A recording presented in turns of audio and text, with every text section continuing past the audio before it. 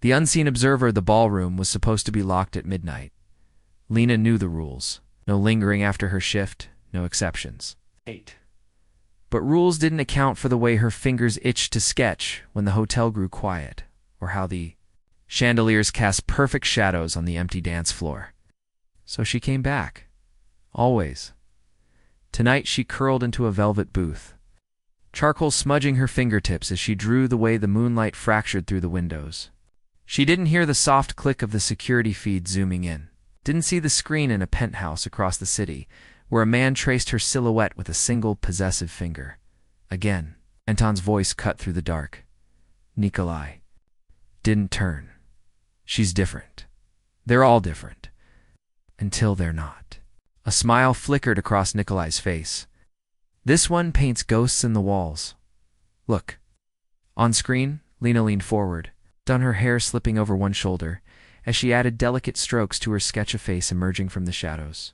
A face that looked eerily like Nikolai's late wife. She doesn't even realize, he murmured. Her hands remember what her mind doesn't. Back in the ballroom, Lena's phone buzzed. An unknown number. Your work is extraordinary. I'd like to buy everything you've ever drawn. She froze. The message was followed by a photo her sketchpad opened to yesterday's drawing, from an angle that meant someone had been standing behind her. The door creaked open. Miss Voss. Is... Gallery owner from the 5th floor stepped inside, holding a champagne flute. I was hoping to find you. I have a proposal. Lena's pulse spiked. She'd never given him her name. Across the city, Nikolai watched her panic unfold, his thumb hovering. Over a second message, don't trust him, wait for me. Lena's fingers trembled as she signed the contract. The paper was thick, expensive, the ink drying too slowly beneath her pen. Nikolai's penthouse loomed around her, all sharp angles and glass. The city sprawled beneath them like a glittering chessboard. This isn't necessary, she said, for the 3rd time. I can't accept an apartment from you. Nikolai leaned against his obsidian desk. The sleeves of his dress shirt rolled to reveal faint scars along his forearms. It's standard for artists. We sponsor, safer too.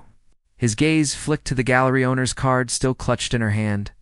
Unless you'd prefer his patronage? Lena crumpled the card. The gallery opening had been a blur champagne flutes and hollow compliments. The way men's eyes lingered too long on her throat instead of her art. Then Nikolai had appeared like a storm, his hand burning through the silk of her dress as he guided her away. You deserve better than vultures, he'd murmured. Now here she was, signing away 6 months of her life for an exhibition bearing his name. The apartment's close to my private gallery, he continued, sliding a key across the desk. You'll work there undisturbed, except by him, the unspoken. Words hung between them. Lena's phone buzzed.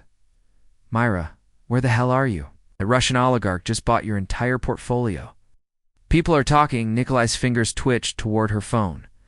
A friend? My roommate? She tucked it away. She's protective. Good. His smile didn't reach his eyes. You should have someone watching. This city eats pretty things alive.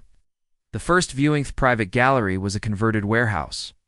Its walls lined with sketches, her sketches, ones she didn't remember selling.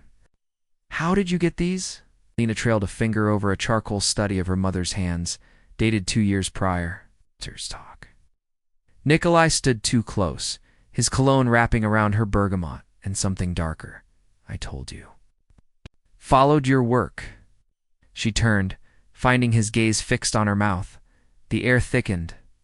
Then his phone rang. Anton's name flashed. Nikolai silenced it with a snarl. Excuse me?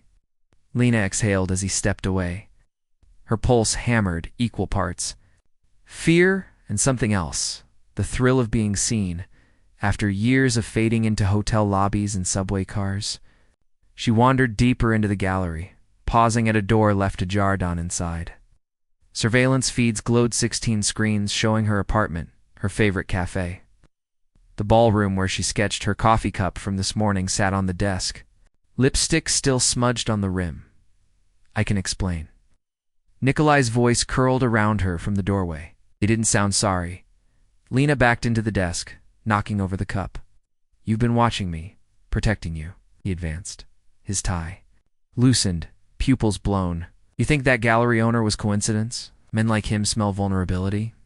I kept you safe. By stalking me. By knowing you.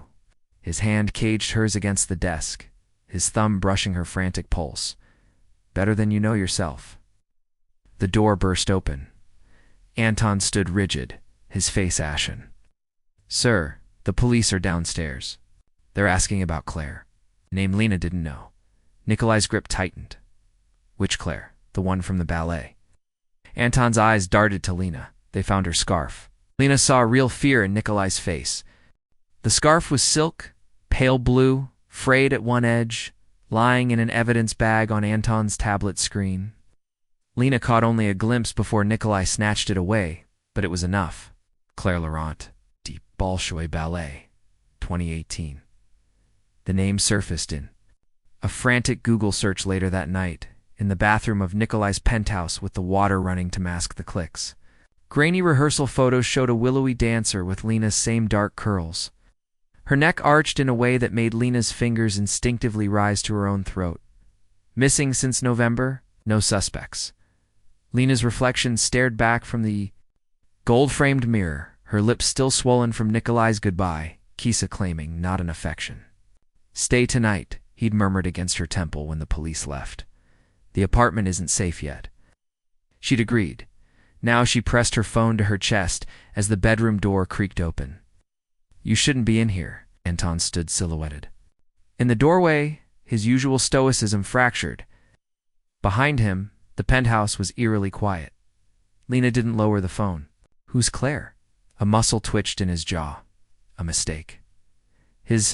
She stepped closer. Or yours.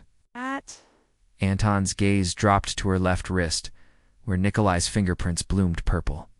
For a breath, she thought he might answer. Then his hand shot out, snatching the phone. He'll check your search history. Use the burner in the kitchen.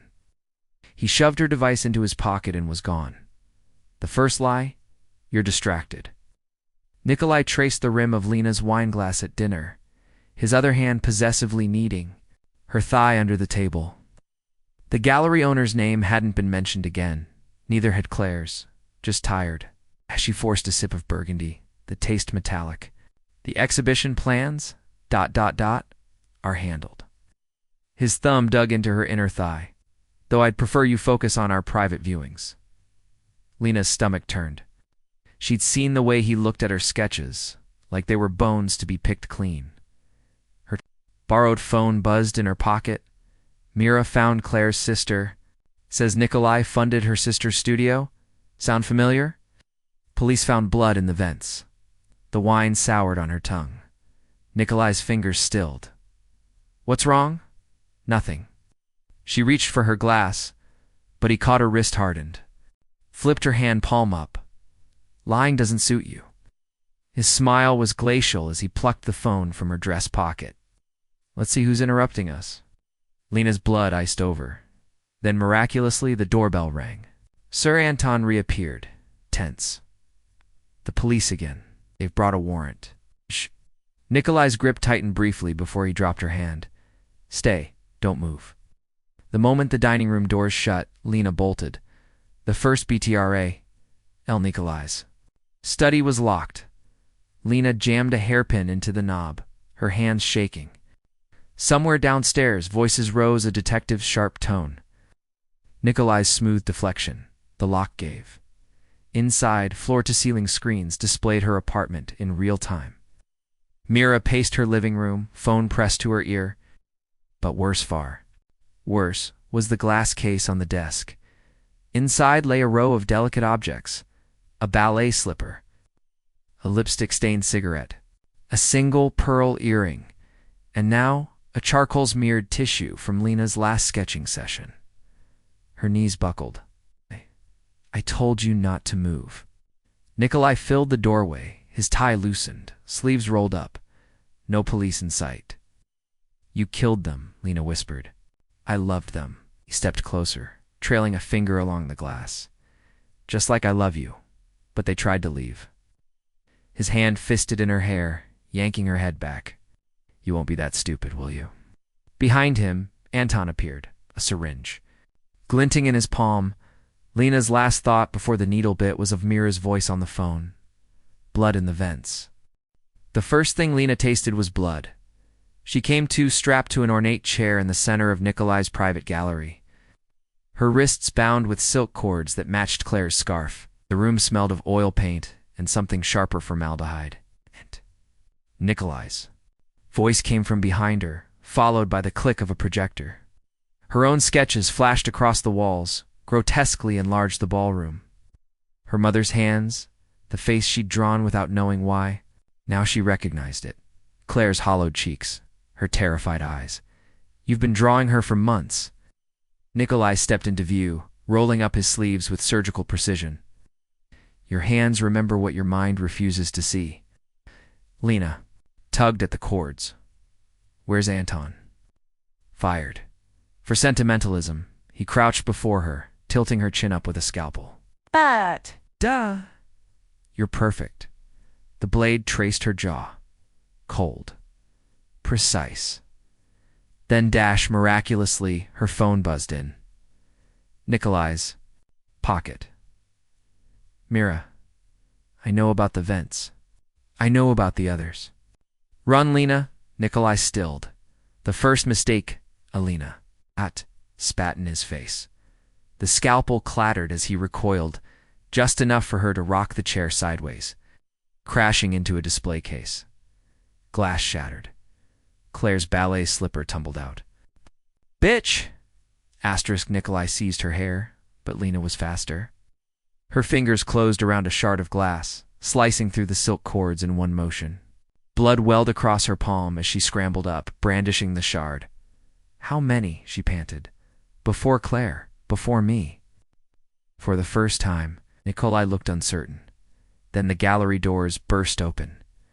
The first RSCUI stood framed in the doorway, police lights flashing behind her.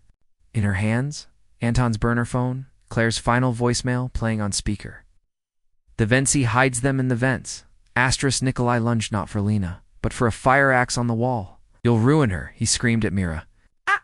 No one sees her like I do. Lena moved without thinking. She drove the glass shard into his thigh. As Nikolai howled, the police swarmed in. Handcuffs, shouted orders. Through the chaos, Mira caught Lena's arm, her grip bruising. The others, she whispered, they're still here. The first dye suit, RYB, behind a false wall. The vents yawned open. Lena's flashlight trembled as it illuminated the contents. A ballet program. A dried rose. A sketchbook identical to hers. And at the very back, single Polaroid of Claire mid-pirouette, her eyes wide with recognition of the camera's holder. Nikolai's voice carried from the squad. Car outside. You'll come back. They always come back. Lena pressed Claire's photo to her chest and made a promise. The gallery lights burned like interrogation lamps. Lena stood before the crowd in a blood-red dress, Nikolai's favorite color, chosen deliberately, her bandaged palm resting on the covered canvas behind her. The police had warned against this. Mira had begged her to cancel. She needed the world to see. This exhibition is called Unseen, she announced, watching Nikolai's smug face in the front row. His lawyers had gotten him released pending trial. His eyes drank her in, like she was already a memory, with one tug. The velvet drape fell. Gasps rippled through the crowd. The canvas wasn't a painting. It was a collage. Claire's ballet slipper, the lipstick-stained cigarette, the vent schematics, all preserved in resin beneath Nikolai's own surveillance photos of Lena. At the center, the Polaroid of Claire, her terrified eyes mirroring Lena's own. These are his trophies, Lena said, staring straight at Nikolai. From women who disappeared after catching his attention. Nikola's smile didn't falter. Then the projector flickered on, showing footage Lena had recovered from his study. Nikolai whispering to Claire's scarf, "You'll always be mine."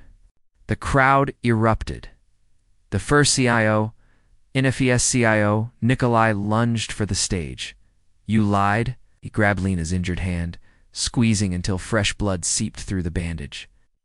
"I saved you from obscurity." Lena didn't flinch. Like you saved Claire. His grip tightened, then suddenly released as Mira tackled him from behind. Police, now, she screamed. As officers dragged Nikolai away, he locked eyes with Lena. You'll dream of me, he hissed. One night you'll call. First night if Terlina's new apartment had steel doors. She burned the red dress in the building's incinerator, watching the fabric curl to ash. On the counter, Anton's final gift sat waiting, a plane ticket to Marseille. And Claire's sister's address, her phone buzzed. An unknown number. You forgot something. Attached was a photo of her first ever sketch from the hotel ballroom. On the back, Nikolai's handwriting. I'll keep this warm for you. Lena deleted it. Then she packed her charcoal pencils, left the key on the counter, and didn't look back.